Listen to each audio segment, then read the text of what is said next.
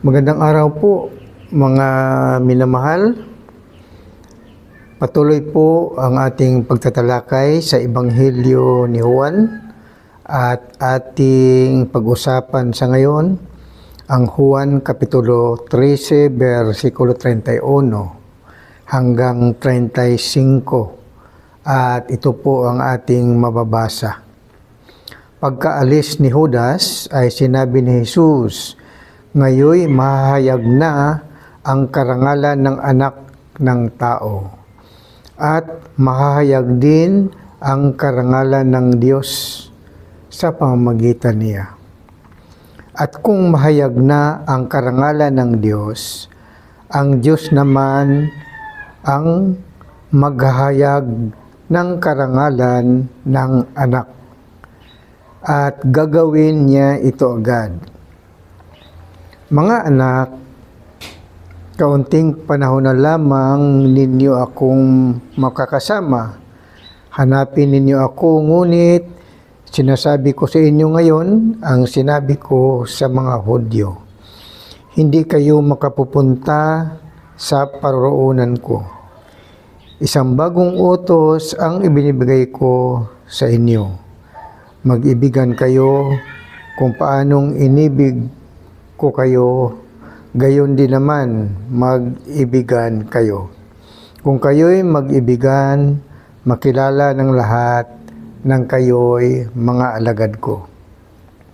So dito mga minamahal, ang ating paksa ay ang bagong utos.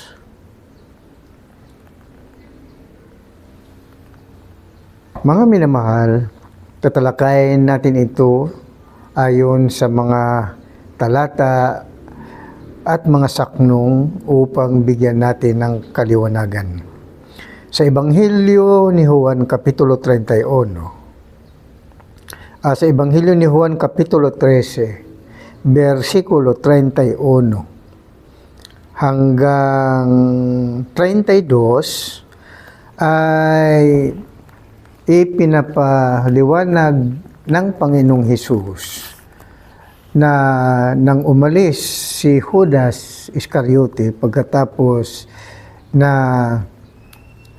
siya ay makipaghapunan kay Jesus at nabigyan siya ng tinapay, ay kaagad umalis si Judas upang isuplong si Jesucristo at nang siya ay madakip ng mga Hudyo. Kaya sa pag-alis ni Judas, ang sabi ni Jesucristo ay oras na upang makilala o kaya mahayag ang anak ng tao. Ibig sabihin, ang anak ni Jose at ni Maria na si Jesus. Makilala ng sanlibutan kung sino ang anak ng tao na tinatawag na Kristo. At gayon din naman sa versikulo 32, mahayag din ang karangalan ng Diyos. Ibig sabihin, ang karangalan ng Diyos Ama na siyang Espiritu Santo. So tandaan natin na itong Ebanghelyo ni Juan Kapitulo 13, versikulo 31 hanggang 32 ay unti-unting ipinapahayag at inihahayag ni Jesucristo sa kanyang mga alagad kung sino siya at kung sino ang Diyos Ama. Kaya tayong mga manampalataya, kailangan ding makilala natin ang anak ng tao ng pangalan ni Jesus, anak ni Mariang Birhen at ni Jose. At ang Diyos Ama na siyang Espiritu Santo ang siyang tumahan sa katawan ni Jesus, katawang tao ni Jesus. At ang katawang tao ni Jesus ay nagiging templo ng Diyos dito sa lupa. Gayon din naman, ang katawan ni Jesus ay magiging kordero ng Diyos. Ng kanyang pag-alay, siya ang huling sakripisyo bilang kordero ay magkaroon ng pagbabago ng kautusan. Sa kautusan ni Moises ay mag-alay sila taon-taon ng kordero upang mag-alay sa kanila ng kasalanan. Ang kanilang kordero ay 4 ang paa, ibig sabihin yung hayop na literal na kordero o kaya karnero. Ito namang kordero ng Diyos ay ang kanyang bugtong na anak ni Mariang Birhen at ni Jose. Kaya kailangang malaman po ninyo ang ganyang klaseng pagkilanlan. At ang katawan ni Jesucristo ang siyang mamamatay dahil ito ang magiging alay sa Diyos. Mamatay siya upang kanyang kamatayan ay kabayaran at katubusan ng kasalanan ng buong sanlibutan. Dahil ayon sa kasulatan, ang kabayaran ng kasalanan ay kamatayan. Kaya sa lumang kautusan, ang kabayaran ng kasalanan ng mga Israelita ay nag-aalay sila ng kordero taon-taon. Nagpapatay sila, pinapatay nila ang kordero taon-taon at inialay nila sa Diyos. Yun ang lumang kautusan. Sa bagong kautusan naman ay ang pinakahuling alay ay ang kordero ng Diyos na si Jesus. Sino ang papatay sa Kanya? Ang mga Hudyo rin. Dahil hindi siya tinatanggap. Hindi nila kinikilala na si Jesus ay kordero o anak o bugtong na anak ng Diyos. Siya ang kordero ng Diyos na tatanggapin ng Diyos upang ang kaniyang pag-alay sa kanyang buhay at ikamamatay ni Jesus, ito ang mag-alis ng kasalanan ng sanlibutan. Kaya ang literal na kordero ng mga Israelita ay hayop. Ang espiritual na kordero naman ng Diyos ay si Jesus. Ang hayop na kordero para sa mga Hudyo, para lamang sa kanila. Ngunit si Jesus, kapag mamatay, siya ang kordero ng Diyos upang mag-alis ng kasalanan ng buong sanlibutan. Hindi lamang para sa mga Hudyo, kundi para rin naman sa mga hindi Hudyo o mga Hintil. At ang kondisyon ng kamatayan ni Jesucristo na kung sino man ang maniniwala at sumampalataya kay Jesus ng kanyang kamatayan ay kabayaran ng kasalanan ng mga tao ng buong sanlibutan, sila ay magkaroon ng pagkakataon na ang kanilang mga kasalanan ay patawarin ng Diyos Ama. Napakaganda mga minamahal. Kaya ang ating paksa ang bagong utos. So dito naman sa versikulo 33, Juan Kapitulo 13, versikulo 33, sinasabi ni Jesucristo, mga anak, kaunting panahon na lamang ninyo akong makakasama. Hahanapin ninyo ako, ngunit sinasabi ko sa inyo ngayon, ang sinabi ko sa mga Hudyo, hindi kayo makapupunta sa paroroonan ko. Pansinin po ninyo ang sinabi ni Jesucristo. Ang kanyang mga alagad, tinawag niya mga anak. Sa English, my little children. Iyon po ang ibig sabihin ng isang misteryo. Na ang Diyos Ama ay nanahan sa katawan ni Jesucristo. At ang Diyos Ama ang siyang nagsasalita mula sa loob ng katawan ni Jesucristo at lumabas ito sa bibig ni Jesucristo. Hebrew, Kapitulo 1, versikulo 1 hanggang 3. At Juan, Kapitulo 14, versikulo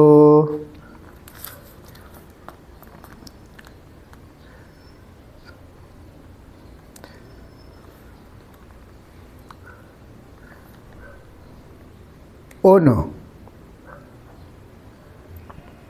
hanggang 11.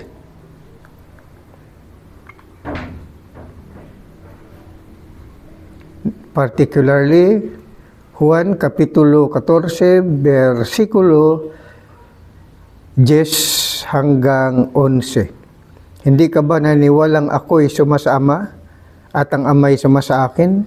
Ang mga salitang sinasabi ko ay hindi ko sinasabi sa ganang aking sarili.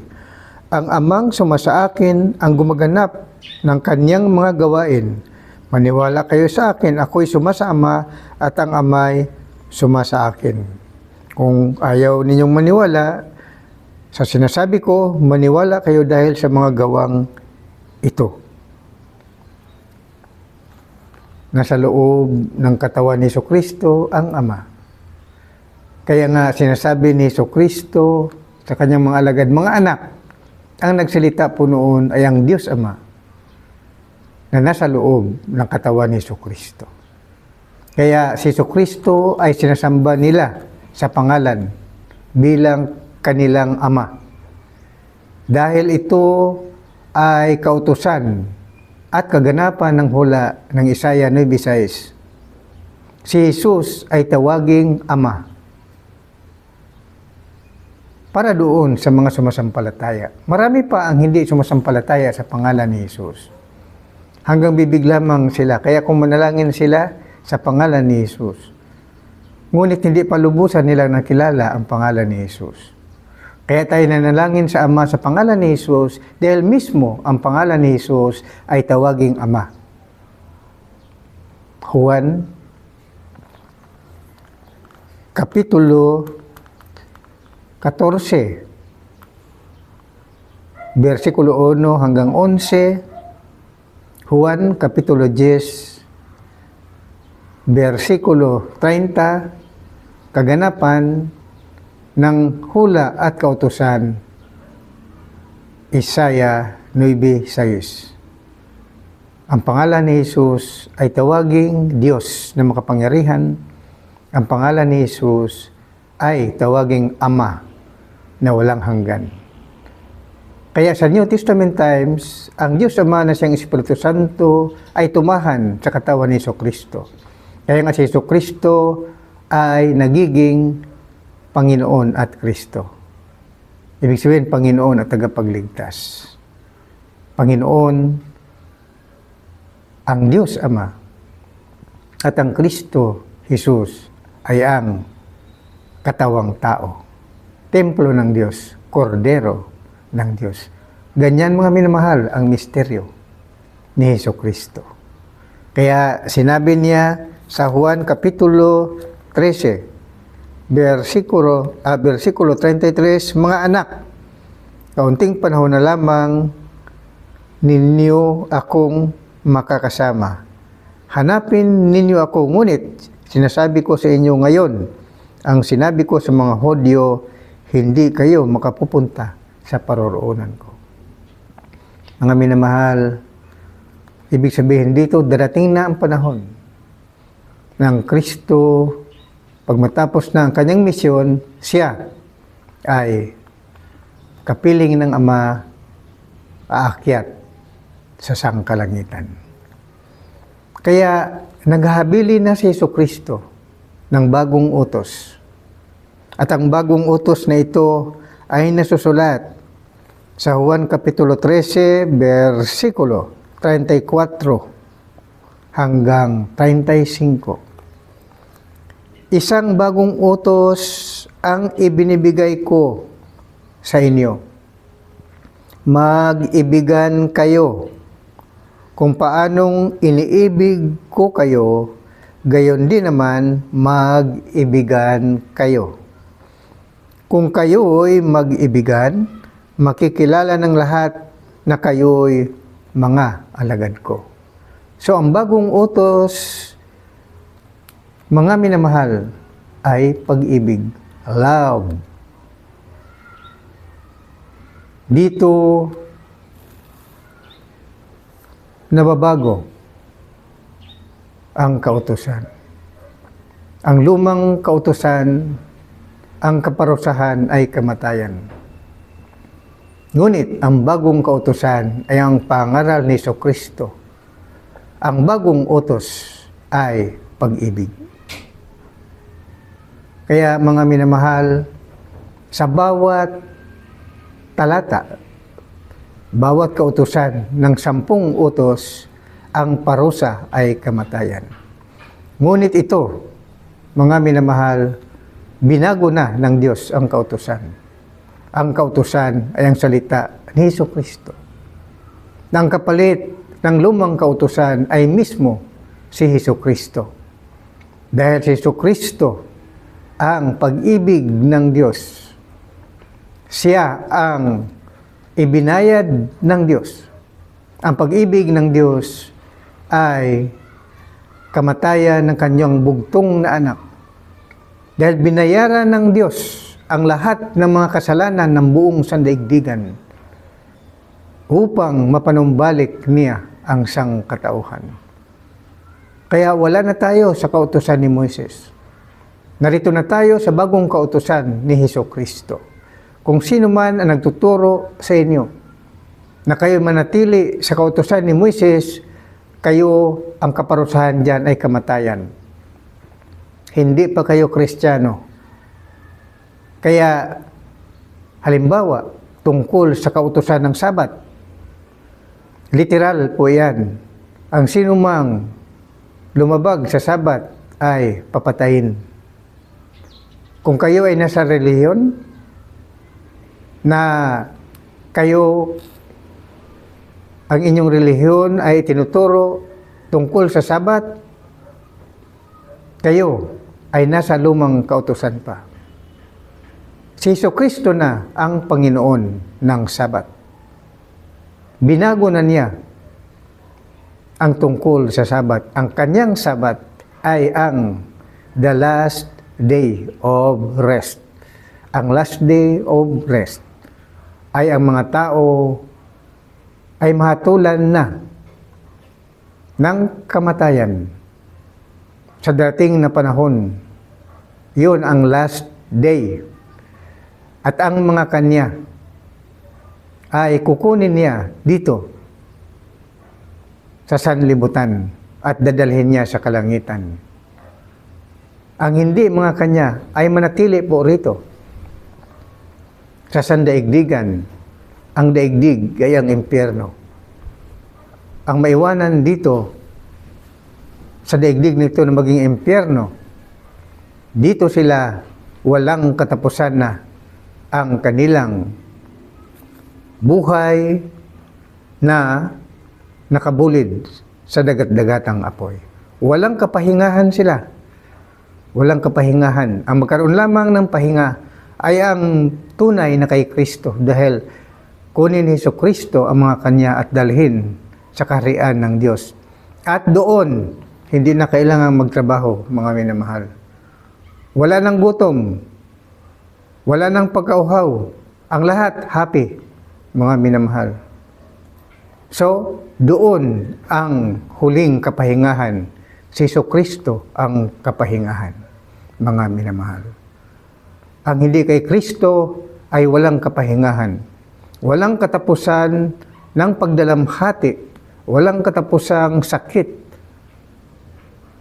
Walang katapusang pagpasok walang katapusang pagsisigaw dahil sila ay magdurusa dito sa daigdig na ito na magiging impyerno. Kaya ang bagong kautusan mismo ay si Jesucristo, ang kanyang pangaral, ang pag-ibig. Bakit minamahal? Ayon sa Lucas, Kapitulo 16, versikulo 16, ay sinasabi, ang kautusan ni Moises at ang sinulat ng mga propeta ay hanggang kay Juan Bautista. Buhat noon, ipinangaral ang mabuting balita tungkol sa kaharian ng Diyos. At bawat isa ay sa pilitang pumapasok dito. May katapusan ang lumang kautusan ni Moises, mga minamahal. Ang kautusan, ang effectivity ng kautusan ni Moises ay hanggang kay Juan Bautista na isang propeta. At ang bagong kautusan ay sa panahon ni Jesucristo. Kaya nagtapos ang kautusan. Ngunit bakit natin binabasa ang lumang kautusan? Dahil sinasabi rin ni Apostol San Pablo sa Roma, Kapitulo 15, versikulo 4, na sinasabi, anumang nasa kasulatan noon, panguna ay nasulat sa ikatututo natin, sapagkat lumalakas ang ating loob at nagkakaroon ng pag-asa kapag binabasa natin ang mga aral na matatagpuan dito.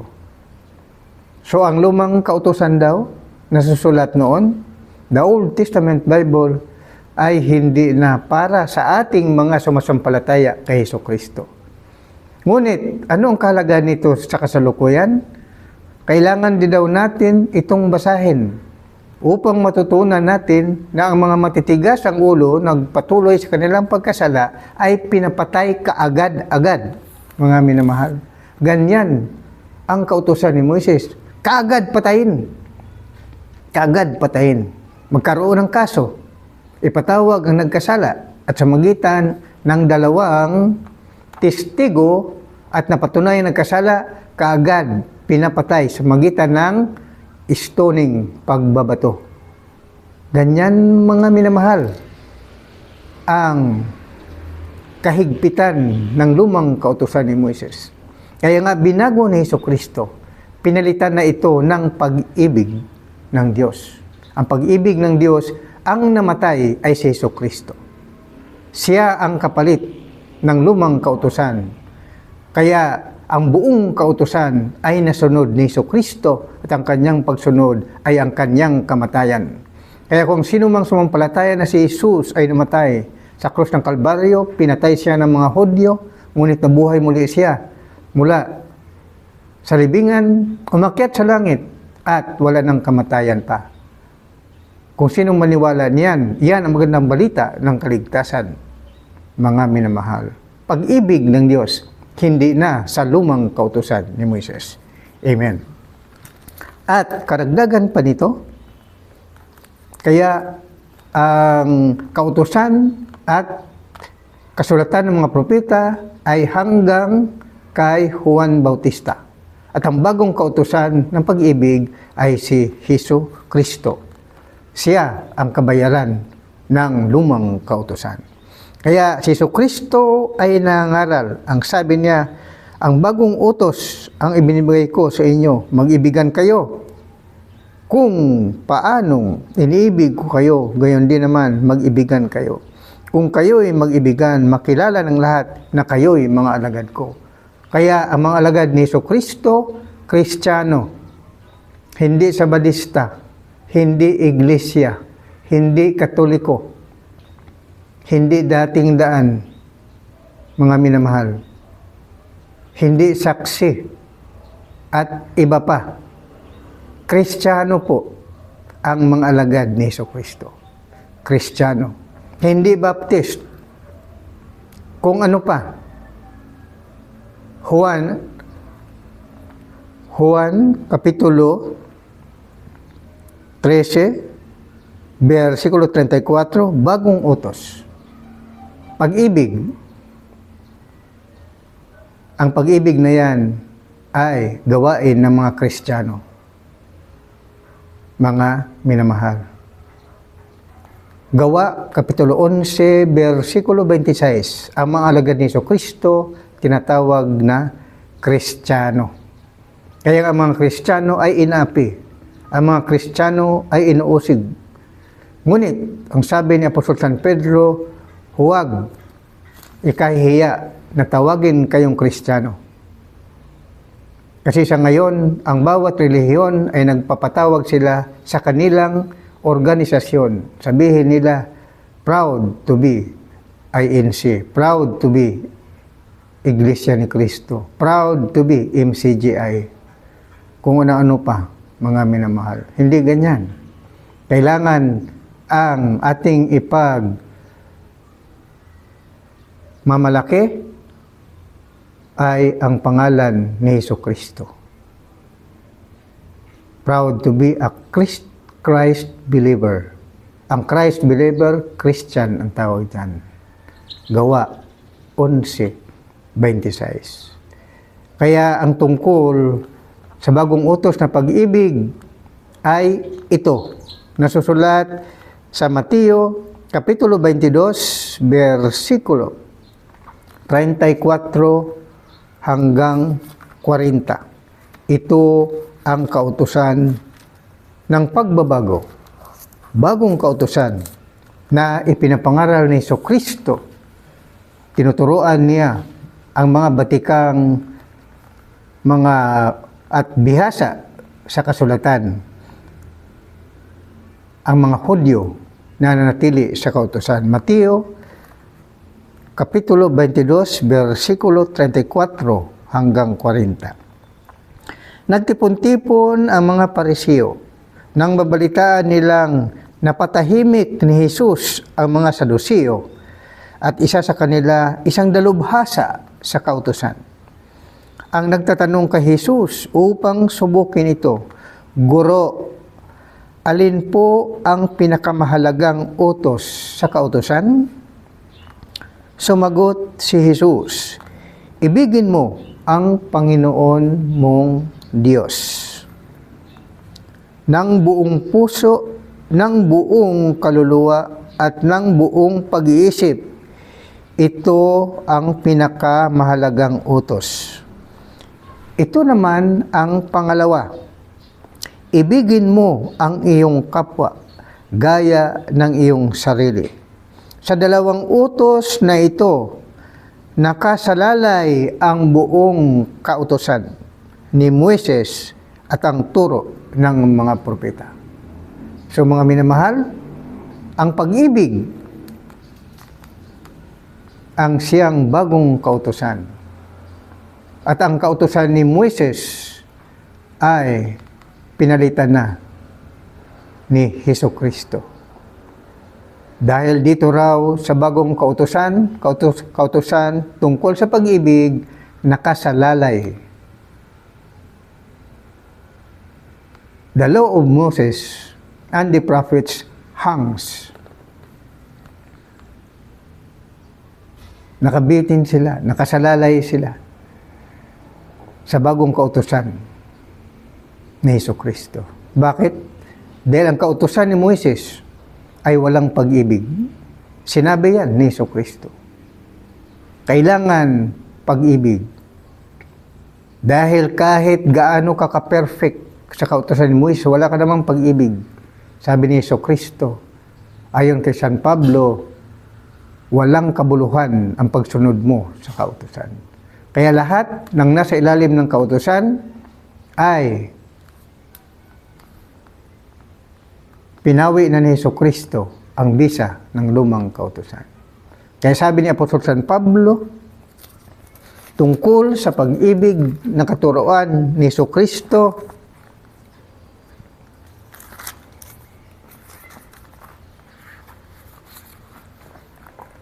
Dito sa unang Korinto, Kapitulo 13, versikulo 1 hanggang 7. Ito ang sinasabi. Ito ang pag-ibig ng Diyos, mga minamahal.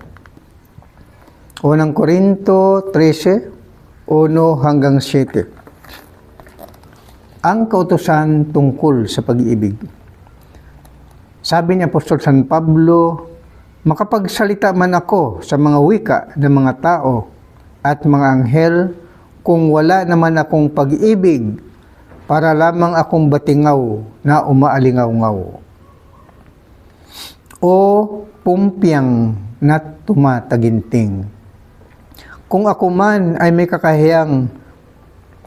kakayahang maghayag ng salita ng Diyos at umuunawa sa lahat ng hiwaga, kung mayroon man ako ng lahat ng kaalaman at ng malaking panampalataya, anupat, napapalipat ko ang mga bundok, ngunit wala naman akong pag-ibig, wala akong kabuluhan.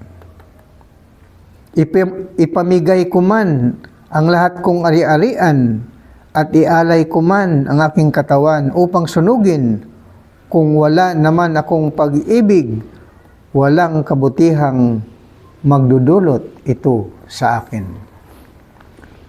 Ang pag-ibig ay matiyaga at magandang loob. Hindi mananaghili, nagmamapuri o nagmamataas. Hindi magaspang ang pag-uugali. Hindi makasarili. Hindi magagalitin o mapagtanim sa kapwa. Hindi nito ikinatutuwa ang gawang masama, ngunit ikinagagalak ang katotohanan. Ang pag-ibig ay mapagbata o mapagpasensya o mapagtiis, mapagtiwala, puno ng pag-asa at nagtitiyaga hanggang wakas. At ang karagdagan pa nito, mga minamahal, tungkol sa pag-ibig. Ang Diyos ay pag-ibig.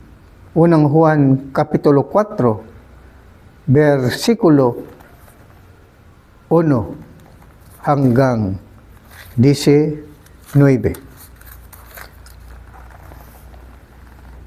Mga minamahal, huwag ninyong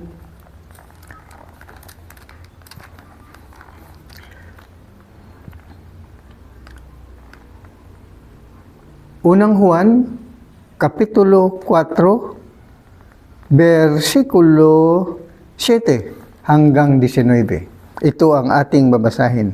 Mga minamahal, mag-ingat tayo sapagkat mula sa Diyos ang pag-ibig. Ang bawat umiibig ay anak ng Diyos at kumikilala sa Diyos. Ang hindi umiibig ay hindi kumikilala sa Diyos, sapagkat ang Diyos ay pag-ibig. Inihayag ng Diyos ang kanyang pag-ibig sa atin nang suguin niya ang kanyang bugtong na anak upang magkaroon tayo ng buhay sa pamamagitan niya. Ito ang pag-ibig, hindi sa inibig natin ng Diyos, kundi tayo ang iniibig niya. At sinugo ang kanyang anak upang maging handog sa ikapagpapatawad ng ating mga kasalanan. Mga minamahal, yamang gayon, kadakila ang pag-ibig ng Diyos sa atin, dapat din tayong mag-ibigan. Walang taong nakakita sa Diyos kailanman, ngunit kung tayo'y nag-iibigan, nasa atin siya at nagiging ganap sa atin ang kanyang pag-ibig. Nalalaman nating nanatili tayo sa Diyos at siya naman sa atin, sapagkat pinagkalooban niya tayo ng kanyang espiritu. Nakita namin at pinatutuhanang sinugo ng Ama ang kanyang anak bilang tagapagligtas ng sanlibutan. Ang nagpahayag na si Jesus, ang anak ng Diyos, ay nanatili sa Diyos. At ang Diyos naman ay nanatili sa Kanya. Nalaman natin at pinananaligan ang pag-ibig ng Diyos sa atin. Ang Diyos ay pag-ibig. Ang nagpapatuloy na umibig ay nanatili sa Diyos at nanatili naman sa Kanya ang Diyos. Ang pag-ibig ay nagiging ganap kung di natin kinatatakutan ang araw ng paghuhukom. Sapagkat tayo'y tulad ni Kristo kahit nasa daigdig pa ito. Walang kalakip na takot ang tunay na pag-ibig sapagkat pinapawi ng pag-ibig ang anumang pagkatakot. Hindi pa ganap ang pag-ibig ng sinumang natatakot sapagkat ang takot ay kaugnay ng parusa. Tayo'y umiibig sapagkat ang Diyos ang unang umibig sa atin. Magandang umaga po. Ito po ang inyong abang lingkod, tagapangaral ng Ebanghelyo ni San Juan. Tandaan po natin, ang bagong kautusan ay pag-ibig. Praise God. Hallelujah. Amen and amen.